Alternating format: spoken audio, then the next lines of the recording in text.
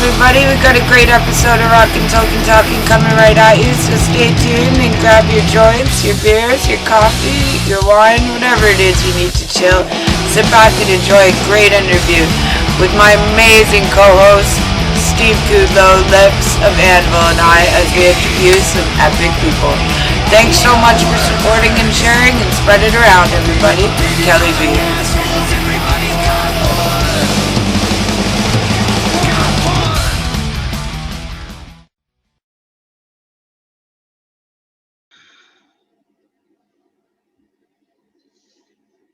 Hello, everybody. Welcome to a very special episode of Rockn Talking, and you'll see why. Hello.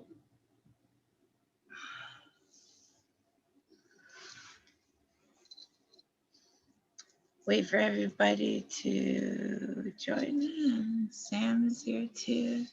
Lips is here too. Oh, we're just waiting for everybody to connect. Thomas. Wow. Hi, Chris. How are you? Hey, hold on. I got you. Everybody's connecting. Hello. Nice to see you, Sam. Thomas is connecting. Lips, I think, is... Oh, I have to let him in the room. There we go. He'll connect in a minute. How is everybody? Just fine, thank Doing you. good. How are you? Wonderful. I have my camera over here and the computer over here, so it's tripping me out. But anyway, why don't you guys all just introduce yourselves and what band you're in while we're waiting for Lips to connect. I'm Christopher Johnson. I'm playing Therion. That's pretty awesome. I am a big Therion fan, if you haven't noticed my posts across your page. Thank you so much for being here. Where are you from, Sam? Sam Spade from the Midnight Devils from right in Lincoln, Nebraska. Nice, Nebraska. Yeah. Wow, way out there. Hi, Thomas. How are you? Can we hear you? We can't hear you. We can see you. Hi, baby. I'm fine. How are you? I'm wonderful. Can you hear me? I can hear you. We all know who you are, but can you introduce yourself and what band you're from? Well, I'm Thomas Wikström from the band Therion, and there is my bandmate in the funny hat. Yeah, and I didn't see him for a while. Voivod, yeah. I have. Oh, this is gonna be awesome. Thank you so much for joining, everybody. We're just waiting for Lips to connect. And we have one more person. We're also waiting for another friend. There's Lips. Say hello, everybody. Hello. Hey. Everybody. All good. All right, and then one more person, and we're good. Okay, we're gonna do it all over again for Lips. So let's say who you are and what band you're from, please. I'm Christopher Johnson from Therion. Nice. Sam Spade from the Midnight Devils. Nice. Thomas. Yeah, it's me again. Another guy. Yeah, I know. There's lots of us. Who are you, Thomas? Oh, sorry. I'm Thomas, and I'm the singer in the band Therion, together with that guy over there. That guy over there, Chris. In the right corner. Hi, Steve. Why don't you tell Lips who you are and what band you're from, please, brother? Hi, Kelly. Yeah, I play guitar for a group called Sex and Witchcraft. We our heyday, I guess you'd say, we're talking about 1990 through 1992, but I think we're here because we've been doing some remote collaborating and putting stuff together 30 years later. That's true, and I'm working on a video for you guys, and it's been an honor. So awesome. Thank you, Kelly. You're so welcome. So, Lips, that's the lineup for today. How are you doing today, Lips? I'm doing all right. Yeah. No complaining. Well, I'm wondering, do you still want to follow with our theme for today or not? No, I don't know, man. Why don't you tell us, everybody, what happened yesterday? Well, I had done an interview with a guy, and the guy asked me about Ted Nugent, and he was, and the Constitution of the United States. And I said, well, the guy's right. You're not going to take away that amendment. It's not going to happen. We're talking about gun rights in the U.S. Yeah, it kind of, and that his statistics about gun-free zones and versus places where you're allowed to have guns and the amount of crime and the difference. And there are statistics. There's statistics that he memorizes, and they're correct. And so Yes. at least what I said is that statistically speaking, he is correct. And what happened? If I came from where he lived, I would carry on the same way. And you're never going to remove guns from the society that was built on the fact that of guns. Right. That's how the West was won. Yep.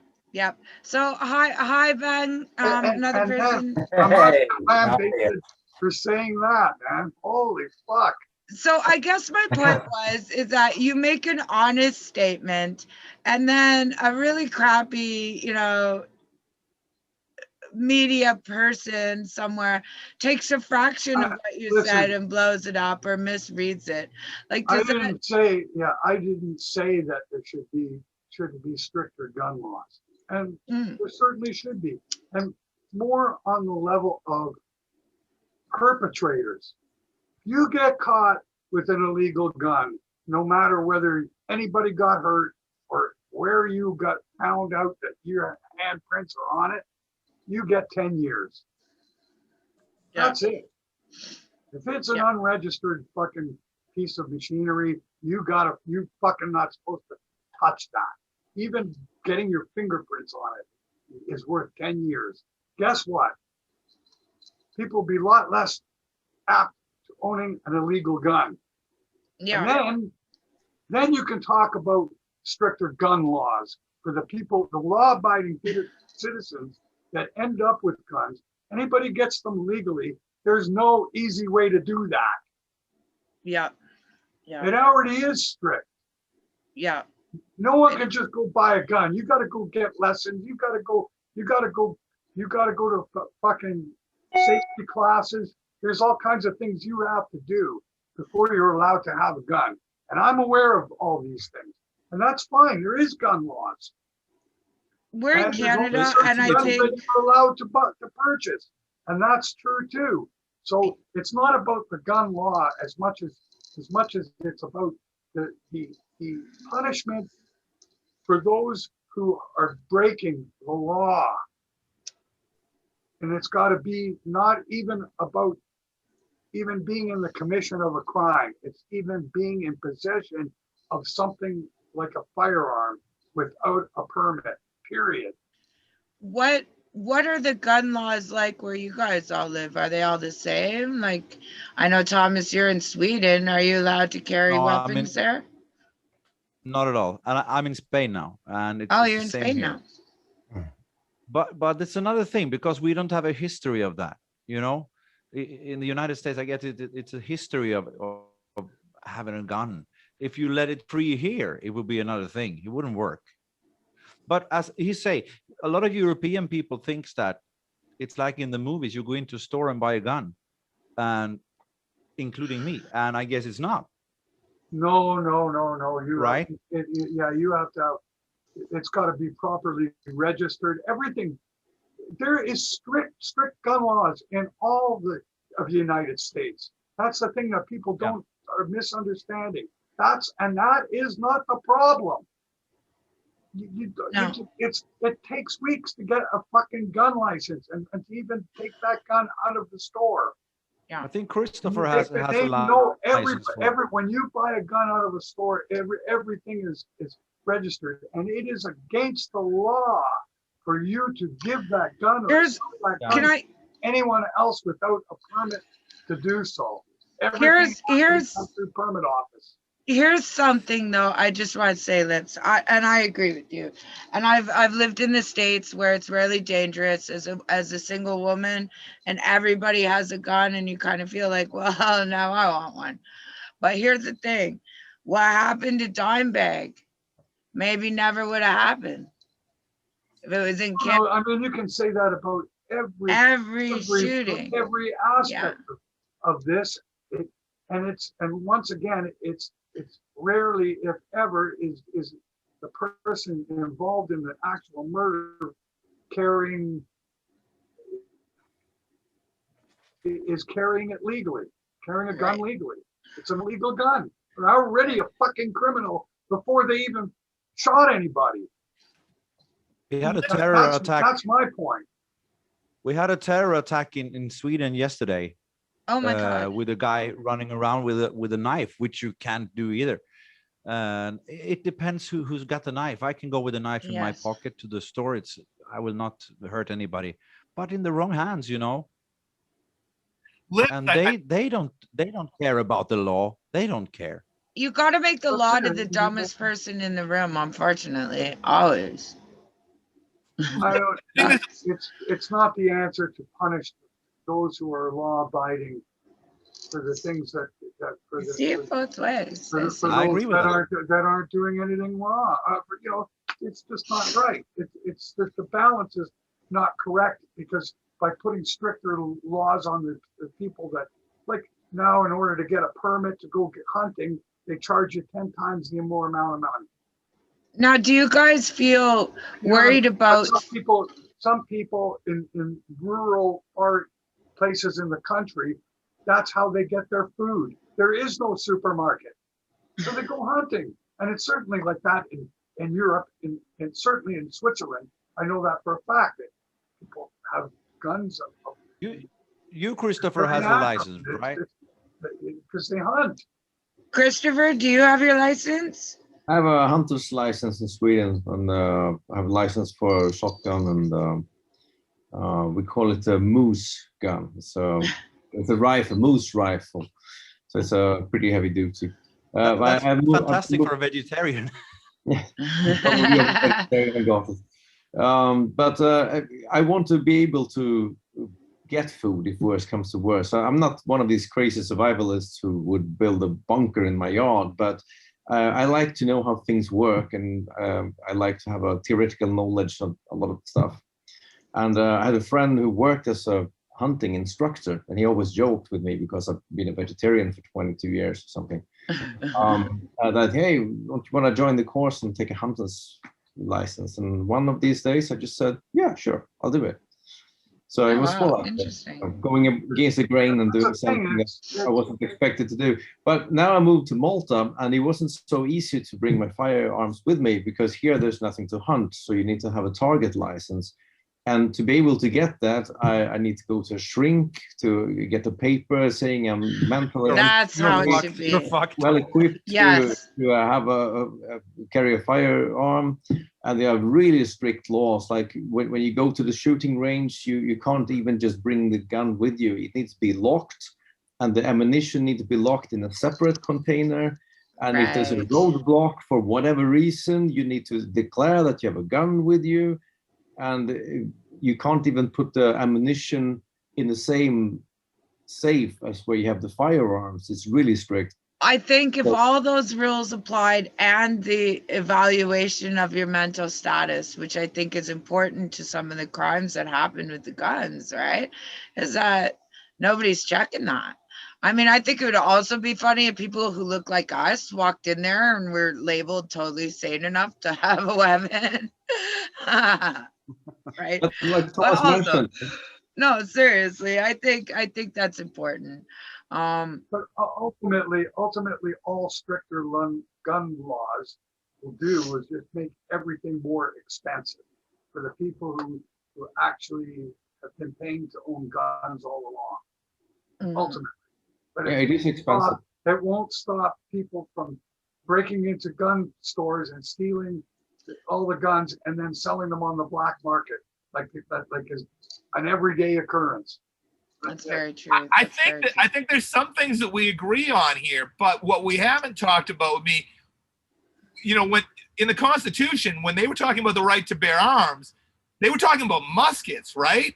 So my question is that, I agree with you, Lips, that if somebody has an illegal gun, 10 years in prison, I can understand that. But the question I have is, what kinds of weapons are going to be legal for private citizens to have? So if we took semi-automatic weapons off the table, I think we'd actually be Yeah. for an agreement.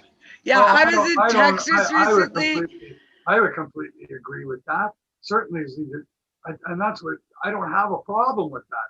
There are things that I can see the public having purpose for, but even to have semi-automatic rifles, the whole premise and thought, I need a gun, and I understand what the reasons behind what that amendment was about basically a huge insurrection. But in today's world, you're not going to stand up against your country's army. No. As a matter of fact, what you're saying is absolutely right, because if you were to extrapolate what they said in the Constitution, at that time, the government had muskets and private citizens could have muskets. The equivalent would be now if I could own a hydrogen bomb, right? And we definitely don't want that. It's because the weapons, the technology, I just want to say, I think that taking what they say in the Constitution just literally across the board. No, I don't think you can do that. But I think that there's a level that it can be completely, that there's modern compromise for it to actually fit the model. Bingo. I agree with you 100%. And I think the first thing you have to go after are semi-automatic weapons, because Yes, you're talking about the bump stock. Suddenly you have an automatic weapon. Suddenly you could kill 100 people. Okay. I was at a Sunday brunch dinner, and there is a table. There is a table laid out of food and a table laid out of weapons, and they were all legal. That's the thing. Gun after semi after weapon, and a bucket of bullets. And they were practicing safe, legal shooting, target practice. But the babies are sitting there with earmuffs on to protect their ears on their mama's lap eating potato salad. It was the most bizarre experience, right? And I'm thinking, how is that legal? I get self-protection in your home, but that just seemed mad to me. Mad. But I mean, there's always everything is in how, to what I don't think you degree could and ever what take the extent. right away. What's the extent of what and what are the circumstances, and what is the reason? But I think there's a rational and logical place where it could be. That's what I really believe, and I think a lot of it has to do more with the incarceration of people responsible for bad deeds. Certainly that, but more so the possession of illegal arms. Right. It's got to be really, really stiff. So we agree 100%. And the place where I get a little bit on the progressive side is I would like to increase the number of types of weapons that are illegal. Oh yeah, that too. Yeah, Absolutely. Yeah. Wow. We can meet in the middle. We can And meet. call gun control, and call that gun control. Certainly, people don't need submachine guns, and they certainly don't need grenades. They certainly don't need fire, blow torches, right? They certainly don't need weapons of war. Yeah. I kind of agree with that, but on the other hand, people who want to have military grade, like rifles, assault rifles, where if they want to have that and they can get it, they actually get registered, so you know who has them, how many, and where they are. If they are illegal, you don't know that. So it's not such an easy question, because if somebody's a complete crackpot and like, I'm going to build my own militia, they will buy all these weapons, and you would know who they are, how much they have, and you have their address, and their ID number. Otherwise, they will just build up their shit somewhere in, I don't know, desert of Nevada, and you won't know until they use them. Unfortunately, at least in the You're United awesome, Chris. Yeah, I agree with you.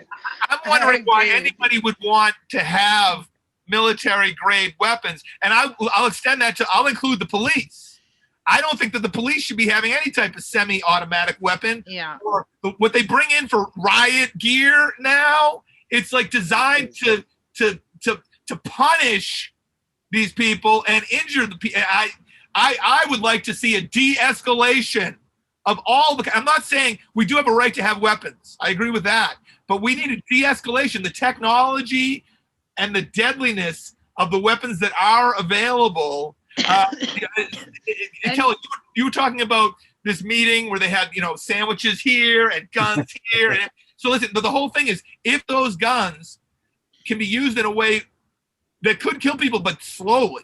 I killed one person. Give me a few seconds before. If you do that, that would get rid of the problem of mass shootings if people are not able to shoot round after round. So that's what I would go at. When I think about gun control, that's what I want to do. I want to slow down the deadly force. The crazy thing is, if one of you guys broke into my house in Canada to hurt me, I have to maim you and get away. If I accidentally kill you, I could do 20 years in jail. Same here. That is insane to me, because I've lived in some scary neighborhoods where it's like, how could that be the rule? Your home is your home. Even if they got a knife at your throat. Right. I have to grab that knife and jab you in the leg instead of the heart. Man, you got a lot of proving that you did it in self-defense.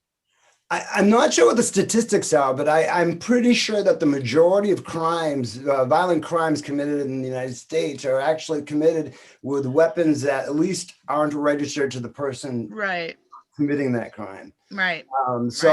You look at Columbine as an example. The two kids went in there loaded to the max with ammunition and different weapons. They didn't buy a single one of those guns. They had some woman who had a permit, or I don't even think she did. I think she was old enough. In the United States, there's a lot of places where you can go, gun shows, and the dealers are happy to sell you guns without any paperwork. It's true. You can get them. And I think that's the Canadian way of thinking of most people, is that if there were no guns, right? Like, I had one Texas guy go, wait, nobody has guns? Nobody? Wait, nobody?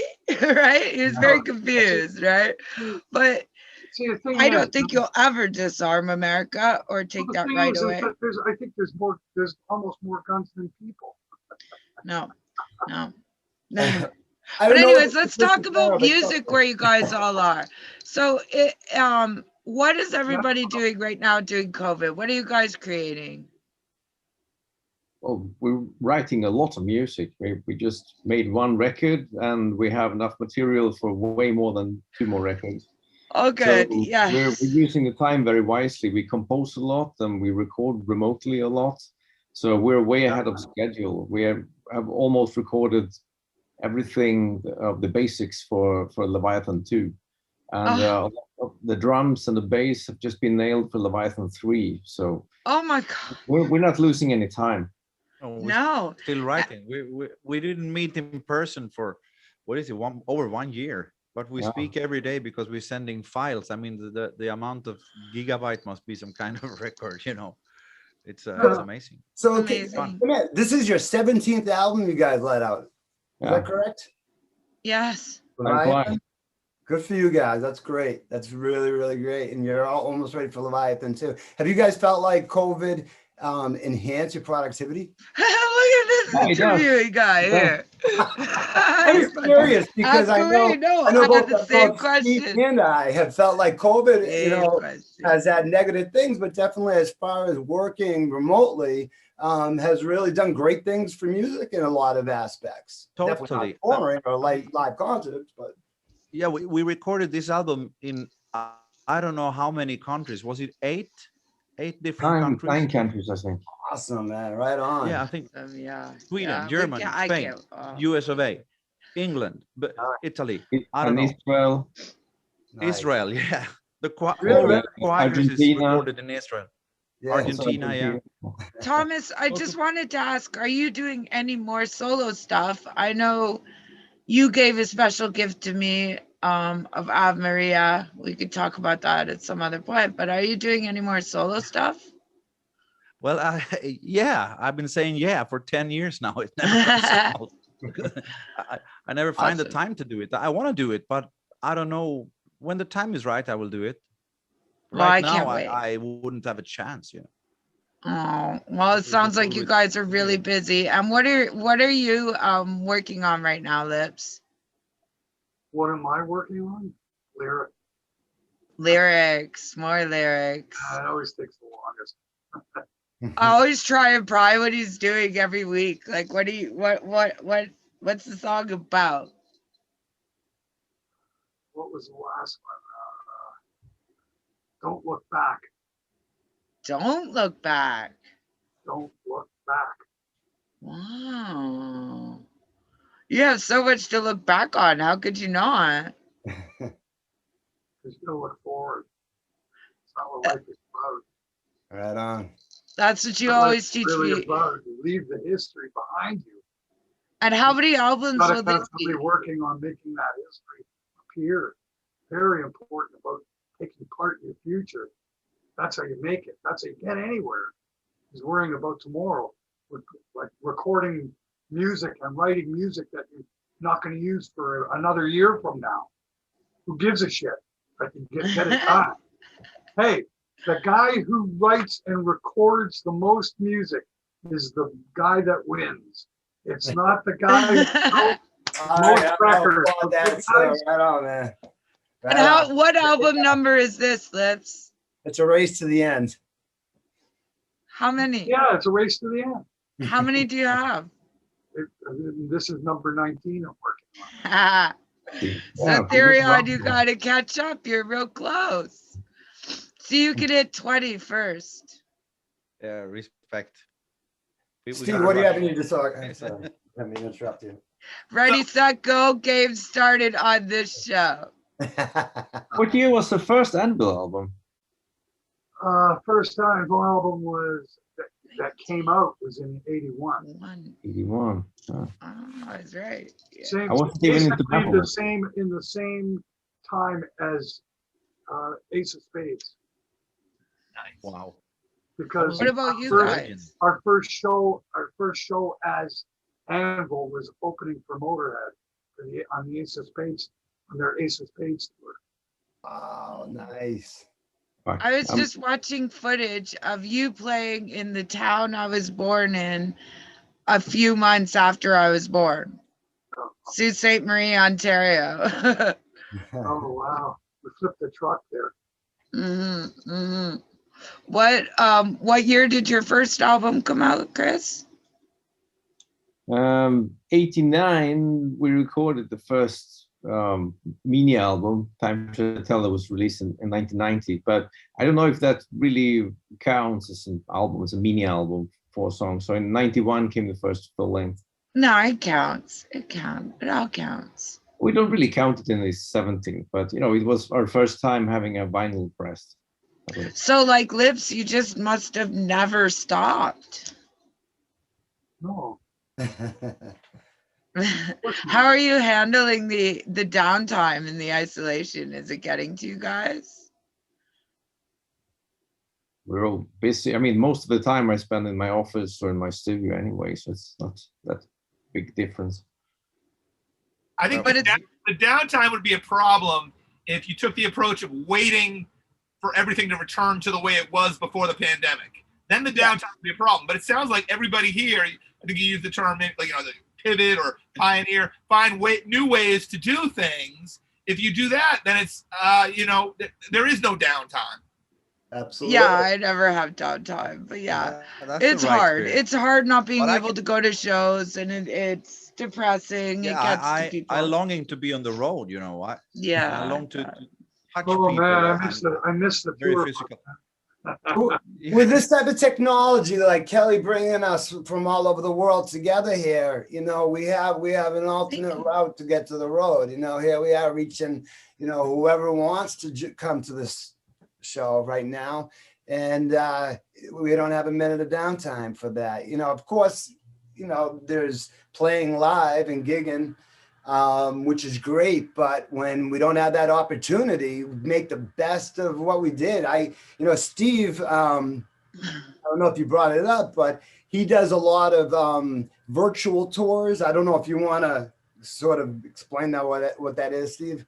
Well, it's just live streaming, and there's something that I've done that's kind of weird. What that is that so I'm on the East Coast of the United States, and 8 p.m. seems like a popular time for live streams, right? What I've done for these virtual tours is one night I play at 8 p.m., the next night at 9 p.m., the next night at 10 p.m., and then go around a 24-hour cycle. And what's great about that is, I have friends around the world that you say, for example, in Australia, if I play at 6 a.m. here, then I wind up playing for people in Australia at 8 p.m. So exactly. It's always the future somewhere, man. And I experience that too. Lips, I love you, but you give me 1 hour a week. And everybody around the world is like, can't we do it at this time? I'm like, no, we can't. It's this time and that's it. And, some people it's tomorrow, some people it's yesterday. And I think that's really cool. But it is the face, unfortunately, of the music industry, and what we have to do is online content. Ask me how it's all going to work. I don't know. I think the whole industry is going to be down for another year as we knew it before. So I think there's going to be lots of new awesome things coming at us, and we got to stay relevant, and it's difficult. So I'd love to hear about what you're doing, personally outside of this as well, because it's hard to stay current right now. Yeah, I'll tell you, again, not to sit there and keep hopping on the same thing, but I really think it's only downtime if you let it be downtime. I've probably been more I've got more done during this pandemic in music than I've got done in probably the last 20 years. There's more variables around that, but it's never, necessity is the mother of invention. And we have definitely come a lot further, a lot quicker in communications than we ever would have without the pandemic. Now, do you all think that in one more year we will return to 200,000 person concerts? Do you think we'll return to the industry as we knew it? Chris, I don't think Lips? I don't know. Not for a long time. People have to get used to that the pandemic is over and stop worrying about it. And when long time for that to fade. Absolutely, man. I agree with you 100%, man. What do you guys think, Thomas, Chris? Like in that part of the world, did they see a future soon? They opened up the restaurants here yesterday, and it was amazing just to go out and see people and take a beer, together with friends. And that was cool. But I like to think positive about it. I think this vaccine, I believe in it. So I think that will stop it, But if it's 1 year or 1.5 years or 2 years, I don't know. But I like to think that it's gonna be okay in 1 year. Me too. I think things are going to wind up in a better place than they are now, and ultimately a better place than they were before the pandemic. The thing I think that we need to consider, though, is there are certain things like an interview, where in the past, a lot of times people would say, well, when are you going to be in the Boston area? And let's meet. Yeah. Everything would, there was so many things were based on fossil fuels in the past. Now, because of the pandemic, we found ways to work remotely. And what I think is there's going to be which is great. Yeah, and there'll be a deep integration coming. Yes. It's not going to go back to the way it was. And in that way, when you mentioned concerts with 200,000 people, I think it's less likely, because now there's way more ways to experience even live music. So, of course, there will be crowds in this old school way of doing things. But I would like to make an analogy about that. Is before recorded music, albums, the sheet music industry was the music industry, and at the advent of sound recording, the people in the sheet music industry are like, oh, when is it going to get back to the way it was? Well, it never did. That doesn't mean people don't buy sheet music. They do. It's just that there's more ways of doing things now, and I think that's what's going to happen here. There's going to be live concerts, old school things, but what's happened now, this type of a meeting, this live streaming, the remote collaboration that we're all doing, that's going to stick around, and there'll be an integration. Can I just ask one question? Does anybody else thinks this guy looks like the metal version of Jay from Silent Bob? Yeah. Yes. Yes. Do you guys see it? Like just a little bit? A little bit? Yeah, All right. Okay. Anyways, I agree with you, man. I really do. I've been saying it since last spring. I'm so thankful all of you guys are kicking around to do these interviews. You have not said so much as 2 words, Sam. So please, chime in whenever you want to, man. Don't be you shy. guys doing great. What do you think? What do you think? Do you think it's gonna come back to where you are? It's already started to open up here in Nebraska. At least they never really stopped doing concerts in certain places. And I work. You can kind of think of this like I work as a DJ in a strip club, and it never really shut down. We're still packing in 100 people into the strip club every night of the week. Wow. But yet, concerts aren't allowed to happen. That's the. So weird you thing. guys are personally responsible for the spread of COVID. Absolutely, I guess. What a great job. Do you actually do you get to play your own music, or do you have to DJ? Yeah, it's a cool thing where I get to play, create a cool dynamic of playing terrible strip club music, but sliding in great rock and roll music on top of that. It's a cool thing that I don't think anybody's ever done here in Nebraska, at least. It definitely creates a buzz and keeps the club jumping. Nice. I can imagine. Interesting. So that's crazy. I noticed that about the states. Certain states are wide open, certain states are shut right down. I don't know why that is, but it's really painful to people on the next state over who can't do a freaking thing. And they're talking about just booking tours in, say, Texas or just in Florida, or everybody's kind of planning on these things are opening up. Bands are going to go there and do shows. I don't know what the right thing is. The thing is that if you're going to bring in even members. The problem is crossing states where they might have different restrictions. Right. Yeah. So if you're bringing in, say, a member or the whole band also to another state, you're going to be quarantined there for a couple weeks. And is it worth the pay to be put up, the cost, right? The cost. It's always the dollars. I got a question for, we got a whole plethora of musicians from different areas. I've experienced the side of things where I bought concert tickets and then they were canceled. And there was absolutely nothing except maybe an email saying someday we'll help you out or return your ticket or give you another ticket. I don't know if any of you guys have been on the side of selling tickets and having to cancel and dealing with that, or on my side of the things where I had actually bought concert tickets and wasn't able to use them. And who was keeping all of this money that was sold for concert tickets and never happened? And a lot of, as far as I know, unless you guys know differently, nobody's money was refunded for all these concerts that never took place. Ouch. In Europe, they are. Oh, they are? South America, no. Wow. Canceled over there. A lot of people get, they can't get the money back because sometimes they can't just get for the money, right? Now there's a few concerts that the tickets are still supposed to be open for whenever the band can come back. Right, but in band time, that doesn't mean that the band's gonna even be around. Exactly. Who knows, right? Oh, The band might not exist by the time that they can come back.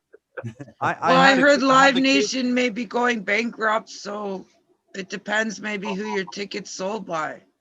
Yeah, if there's a I have company the going, ticket to Kiss in Stockholm. They never came, of course, and they will not come this No. year either. But the ticket is still valid, you know. Oh, nice. Well, we got they 1 minute come. left. I just want to say thank you so much to everybody. It's been a real blast Nice this meeting week. everybody, man. Thank you, Awesome. pleasure. Talking with you all. Cool to meet all Yeah, of you. stay you. Thank you. safe. Keep it Thank you. metal, everybody. Love you. Yeah. Nada. Bye. Nice meeting you guys. Nice to meet you. Thanks, Kelly. Bye.